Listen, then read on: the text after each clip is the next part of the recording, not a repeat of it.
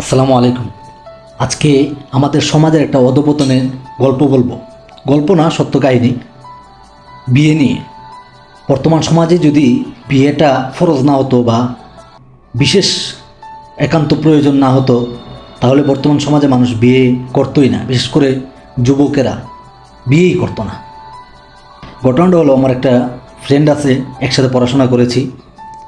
তো ফ্রেন্ডের বাসায় আমার যাওয়া আসা আছে। তাদের ফ্যামিলির প্রত্যেকটা সদস্যর সাথে আমার ভালো একটা সম্পর্ক আছে। তো তার একটা বড় ভাই আছে, আমার ফ্রেন্ডের বড় ভাই। তো উনি বেশ ভালো একটা মানুষ, ভার্সিটি থেকে পড়াশোনা করছে, ডাক্তারি শেষ করছে। ডাক্তারি শেষ করে আলহামদুলিল্লাহ ভালো একটা পজিশন আছে এখন। তার চেয়ে ভালো হচ্ছে মানুষটা খুব ধার্মিক। ওনাদের ফ্যামিলিটা পুরোটাই ধার্মিক।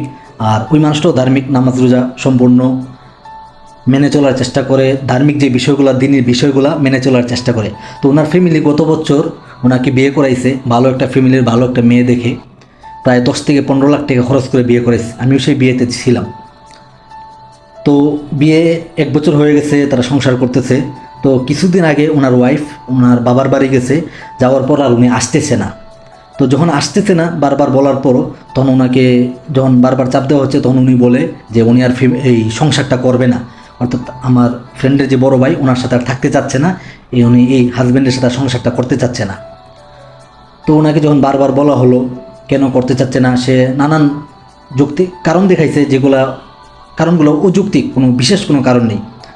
কিন্তু দুই ফ্যামিলি মিলে যেহেতু বিয়ে করাইছে, বিয়ে দিচ্ছে, ফ্যামিলিগতভাবে বিয়ে হয়েছে, সবাই চাচ্ছে সংসারটা যেন ভেঙে না যায়, মেয়েটা যেন সংসারটা করে। মেয়েটাকে বারবার চাপ দিচ্ছে, বোঝানোর চেষ্টা করছে, কোনোভাবেই লাভ হচ্ছে না। এক পর্যায়ে মেয়ের ফ্যামিলি বাধ্য করতেছে, না তোমাকে এখানে সংসার করতেই হবে, এছাড়া উপায় নেই।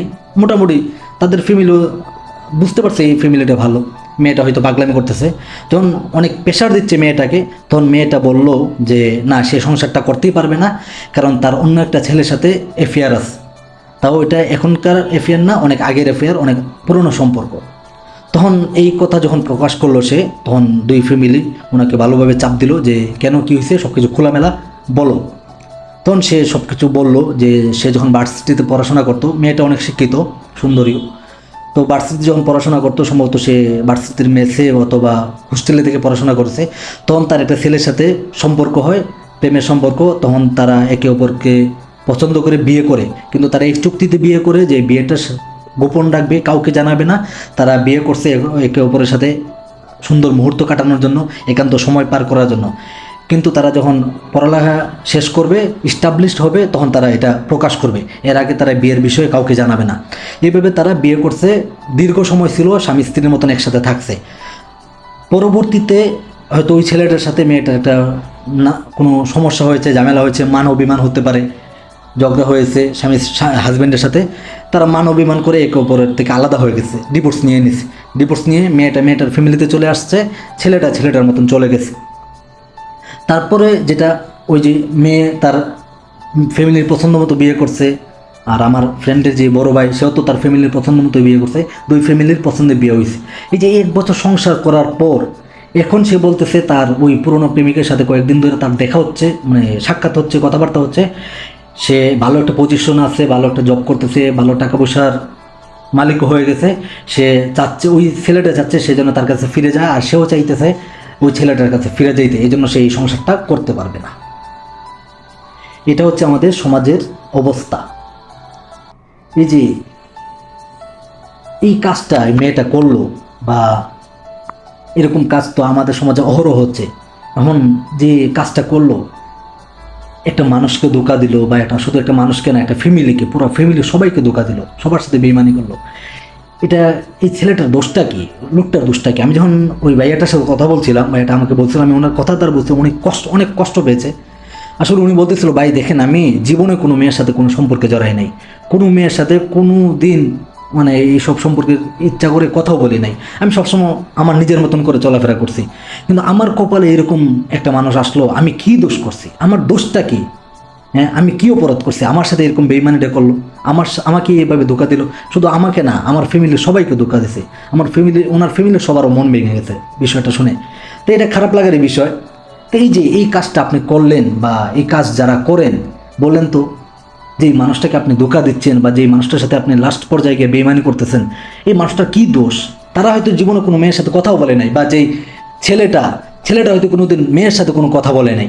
তাহলে আপনি কেন, কি অধিকারে তাকে এরকমভাবে ধোঁকা দেন, তার সাথে এরকমভাবে বেইমানি করেন, তার মনটা ভেঙে দেন, তার ফ্যামিলির মানুষগুলোর মন ভেঙে দেন? আমাদের সমাজে এগুলো নাকি অহরহ করতেছে। আমি ফেসবুকে অনেক পড়েছি, বা আমরা যখন মাদ্রাসায় ছিলাম তখন শুনতাম ফতুয়া বিভাগে এরকম অনেক মাসালা আসে যে ছেলে মেয়ে ইচ্ছাকৃতভাবে বিয়ে করছে, এখন তারা বিয়েটা ভেঙে দিতে চায়, এখন ফ্যামিলির অন্য জায়গায় বিয়ে দিতে চায়, তারা কি বিয়ে করতে পারবে কি না, এরকম অনেক নানান মাসালা। এগুলো আমাদের দেশে ভার্সিটিগুলোতে, কলেজগুলোতে এগুলো অনেক হচ্ছে। আমি বলছি না যে ভার্সিটিতে বা স্কুল কলেজে যারা পড়ে সবাই খারাপ, কিন্তু যারা এই কাজগুলো করতেছে, মাদ্রাসার অনেক স্টুডেন্টরাও আছে যে সম্পর্কে জড়াইতেছে, সম্পর্কে জড়ায় তারা গোপনে বিয়ে করতেছে। অনেকেই তো বিয়ে ছাড়া শারীরিক সম্পর্কে যাইতেছে, একান্ত সময় কাটাইতেছে। পরবর্তীতে তাদের হয়তো একজন একজনকে কোনো একটা কারণে ভালো লাগতেছে না, মনোমালিন্য তৈরি হইতেছে, কিন্তু একে অপরকে ছেড়ে দিতেছে। পরবর্তী তারা ঠিকই আবার ফ্যামিলির পছন্দ মতো, মা বাবার পছন্দ মতো কোনো মেয়েকে বিয়ে করতেছে বা কোনো ছেলেকে বিয়ে করতেছে। এই যে এই ছেলেরা আবার মেয়েরা আবার লাখ টাকা খরচ করে এই বিয়ে করতেছে। লাখ টাকা খরচ না করলে তো আমাদের দেশে আবার বউ পাওয়া যায় না, বিয়ে করা যায় না, সুন্দরী বউ হয় না, শিক্ষিত বউ হয় না। যে এই কাজগুলো যারা করতেছেন, বলেন তো তার কি দোষ? আপনি কোন অধিকারে তাকে ধোঁকা দিতেছেন? আপনি আপনার যখন ফ্রি ছিলেন, স্বাধীন ছিলেন, আপনি আপনার মতন একটা ছেলের সাথে সম্পর্ক গিয়েছেন বা একটা মেয়ের সাথে সম্পর্ক গিয়েছেন, আবার নিজের চাহিদা মেটানোর জন্য, নিজের স্বার্থের জন্য, নিজের শারীরিক চাহিদা মেটানোর জন্য আপনি তার সাথে শারীরিক সম্পর্কে গেছেন। অনেকে হয়তো জিনা থেকে বাঁচার জন্য গোপনে বিয়ে করছেন। গোপনে বিয়ে সম্পূর্ণ হারাম, এটা চুক্তিভিত্তিক বিয়ে। পরবর্তীতে ভালো লাগে না ছেড়ে দেবেন, এরকম তো চুক্তিভিত্তিক কোনো বিয়ে। এগুলো আমি ফতোয়া দিতে আসছি না, ফতোয়া অবশ্যই হুজুরা দিবে, মুফতি সাহেব যারা আছে তাদের কাছ থেকে জেনে নেবেন। কিন্তু এই বিষয়টা হারাম, চুক্তিভিত্তিক বিয়ে হারাম। আর বিয়ের পরে আবার ছেড়ে দিয়ে আরেকটা মানুষকে গোপনে বিয়ে করা, যে ওই মানুষটাকে তো ধোঁকা দেওয়া হইতেছে আপনার। তা আপনি কোন অধিকারে ওই মানুষটাকে ধোঁকা দেন? তার কি দোষ, কি অপরাধ করছে বলেন তো? তারা তো হয়তো জীবনে কোনো ছেলের সাথে, কোনো মেয়ের সাথে কোনোদিন কথাও বলে নাই এইসব কারণে, এইসব বিষয় নিয়ে। কিন্তু আপনি অন্য জায়গা থেকে, অন্য একটা জায়গার অন্য গাড়ির পানি খেয়ে আর এখানে এসে সাধু শেষে আরেকটা মানুষকে ধোঁকা দিতেছেন, যে মানুষটা কখনো এরকম কাজে কখনো জড়িতই ছিল না। আপনার কোনো অধিকার আছে? তাহলে আপনি কেন এই কাজটা করতেছেন? এরকম আমাদের সমাজে এগুলো অহরহ করতেছে। ছেলে মেয়ে সম্পর্কে জড়াই যেতেছে, সম্পর্কে জড়ানোর পর শারীরিক সম্পর্কে যেতেছে। এখন তো শারীরিক সম্পর্ক ছাড়া কোনো সম্পর্কই হয় না। প্রেমের সম্পর্কগুলো তো শারীরিক সম্পর্ক ছাড়া পূর্ণতাই পায় না। এরকম একটা অবস্থা আমাদের সমাজের, এই অধঃপতন চলে গেছে। ছোট ছোট ছেলে মেয়েরা দেখবেন, মানে ভিডিওগুলোতে বিভিন্ন সংবাদ মাধ্যম বা ফেসবুক পেজ বা ইউটিউবে দেখবেন বিভিন্ন জায়গায় মানে এই সমস্যাগুলো নানানভাবে ভাইরাসের মতন আকার ধারণ করছে, শারীরিক সম্পর্ক জড়াই যেতেছে। আর এগুলো তো যেগুলো প্রকাশ পায়, এগুলো তো প্রকাশ পায়। কিন্তু আমি এরকম অনেক আছে, আপনাদের বন্ধু বান্ধব যারা আছে স্কুল কলেজে পড়ে বা দূরে, স্কুল কলেজ না, আমি সবার ক্ষেত্রে বলতেছি, যে এরকম অনেক আছে গোপনে অনেকগুলো মেয়ের সাথে সম্পর্ক আছে, অনেকগুলো ছেলের সাথে সম্পর্ক আছে। এবং শুধু সম্পর্কই না, তারা অলরেডি শারীরিক সম্পর্ক পর্যন্ত চলে গেছে। এগুলো কেউ জানে না। পরবর্তীতে ফ্যামিলির পছন্দ মতো তারা আবার ঠিকই অন্য জায়গায় বিয়ে করতেছে। যে এই কাজগুলো করতেছেন একদম গুনার কাজ। এখন এটা করতেছেন একটা করতেছেন, আরেকটা মানুষকে, পবিত্র একটা মানুষকে বিয়ে করে তাকে ধোঁকা দিচ্ছেন, তার ফ্যামিলিকে ধোঁকা দিচ্ছেন। তার চেয়ে বড় বিষয়, যখন ওই মানুষটাকে ভালো লাগতেছে না, আবার পূর্বর প্রেমিকের কথা মনে পড়তেছে বা পূর্বের হাজব্যান্ডের কথা মনে পড়তেছে, তখন আপনি এই মানুষটার মন ভেঙে দিয়ে, এই ফ্যামিলিটির প্রত্যেকটা মানুষের হৃদয় ভেঙে দিয়ে, ফ্যামিলিটিকে ধ্বংস করে দিয়ে আপনি চলে যাচ্ছেন ওই পূর্ব প্রেমিকের কাছে, পূর্বের সেই হাজব্যান্ডের কাছে। কী অধিকার আছে আপনার? আপনি কেন এগুলো করেন? হয়তো অনেকে এরকম আছে, পূর্বে সম্পর্ক ছিল কিন্তু বর্তমান হাজব্যান্ড জানে না, কিন্তু আপনি যে এই মানুষটার সাথে ধোঁকা দিচ্ছেন দিনের পর দিন, এগুলো কি আল্লাহ তাআলা দেখতেছে না? অবশ্যই আল্লাহ তাআলা দেখতেছে। আপনি দুনিয়াতে শাস্তি না পান, আল্লাহ তাআলা অবশ্যই আখিরাতে আপনাকে এটার জন্য ধরবেন। এটার জন্য কি আপনার ভয় হয় না? আর এইসব বিষয় দুনিয়া গোপন থাকে না, দুনিয়াতে প্রকাশ পায়। এই জন্য আপনার কোনো অধিকার নাই এভাবে কাউকে ধোঁকা দেওয়ার, কারোর সাথে বেইমানি করার। আপনি তো বেইমান, ডাইরেক্ট বেইমানি করতেছেন, লোভী আপনি। যাক, আল্লাহ তাআলা আমাদেরকে এই বিষয়টা বোঝার তৌফিক দান করুক। আর আমাদের সমাজের এই ভাইরাসগুলো অত্যন্ত মারাত্মক আকারে ধারণ করছে।